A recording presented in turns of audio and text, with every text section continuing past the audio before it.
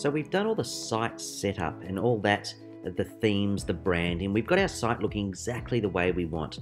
But hang on a minute, there's a problem here. How do I add a user? How do I get somebody into my system to enjoy everything that we're actually been setting up now? And in a couple of quick, easy steps, that's what I'm going to show you right now. So we talked about authentication before, and the method that I'm showing you about adding a user is using the manual authentication method. So this is assuming that the user is going to come into this system, they're going to enter their username and their password, and they'll log in. So they'll log in via that URL that you provide to them. So to set up a user in our system, I'm going to go down here. So I'm logged in as an admin. I'm going to go down here under my users tab, and we'll expand that. And I'm simply going to click on create new user. This will then take me to, and we'll have a look at our breadcrumbs there. So it's taking me into the create new user of the account section underneath site administration. And here are all the settings and all the criterion fields that I can fill out for a new user. So within Moodle, there's only 5 things that we actually need that are actually required fields around a user. So every single user must have a username, a password, a first name, a last name, and an email address. Everything else below that is optional, unless you go and set it otherwise, but otherwise, out of the box, everything else is optional.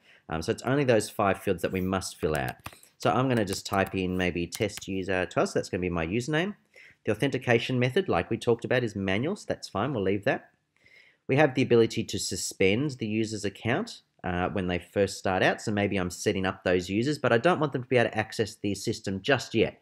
But I want to get them set up, so I might suspend them and then choose to unsuspend them at a later point in time. Now this next section is dealing with the user's password. So I basically have 2 options here. I'll talk about generate password in just one tick. So the first option that I have is to enter a password for the user here. So basically I can click here and I can type in whatever password I want. So I can click the eye to show that password and see what it is, or I can hide it again there. So if I was to do this, it would then assume that I was going to tell the user what the password is. So I might send them an email or something and let them know what that password is that has been set for them. If I do set them a password, I can also tick the box that says force password change. So upon their first login into the system, they will be forced to change their password. So it's basically just me setting a temporary password. The other option though that I have when it comes to passwords is just simply ticking the generate password and notify user box. So the password that we set up just here where we specified what it was, that is assuming that you will notify the user. So the system's not going to tell the user anything. If I, however, tick the generate password and notify user box, it is going to generate a system password. So just a system generated one. It's just a random combination of numbers and letters. And it will actually send the user an email. So it'll say to the user, hi, there's a new account has been created for you. Please log into it here. Here's your temporary password. And again, upon their first login, they will be required to change it. So they're the 2 options that you have around the passwords. Obviously, first name, last name, and email address. Now, it is looking for a valid email address, so if it's not a valid one that's entered, it will give you an error message. So if you don't have like the @ symbol or something like that in it, you will get an error message there. And the rest sort of speaks for itself. So it's really up to you and your organization what you want to fill in and what you want to use. So do you need to know people's cities and towns, their countries, their time zones? Would you like to, at this point, upload a user picture for somebody? Totally up to you. Otherwise, the users have the ability to upload their own picture later on. Are there any additional names that might be used? So is there any sort of phonetic names, first name, middle names, alternate names?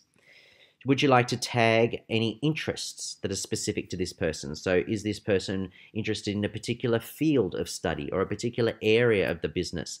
And therefore, they might like to be able to search for content within your site around that interest at a later point in time. So we can set people's interests as well. And then we have a whole bunch of optional fields through here. So it might be a user's web page, their Skype ID, a mobile phone number, address, a department. Those sort of things, they're quite often used, those bottom fields down there. But this isn't all that we have. So we do have another other fields option down here. And if it is something that you're wanting to learn a little bit more about, please feel free to reach out to us to talk about what we call custom profile fields. And this is where we can actually then pick fields that we need filled in. So you can then specify some additional fields. So if you sort of look through this list and go, you know what, there's 1 or 2 things that I want to ask the user as well that isn't in this standard Moodle list. you can click and create your own custom profile fields, and we're very happy to help you and work out how you might best work around that. All right, so once we've done that, we've filled out whatever details we need. I'm going to click on the Create User button at the bottom.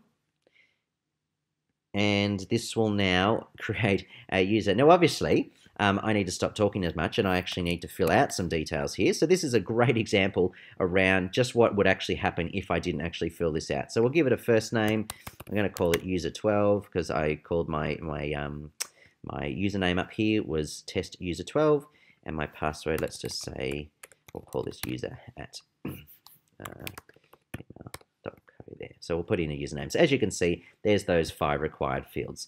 So let's take 2 at this, and we'll scroll back down to the bottom again, and we'll click Create User.